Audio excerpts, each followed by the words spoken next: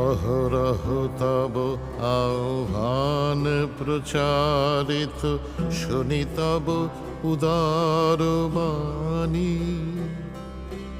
হিন্দু বৌদ্ধ শিখ জৈন পারসিক, মুসলমান খ্রিস্টানি।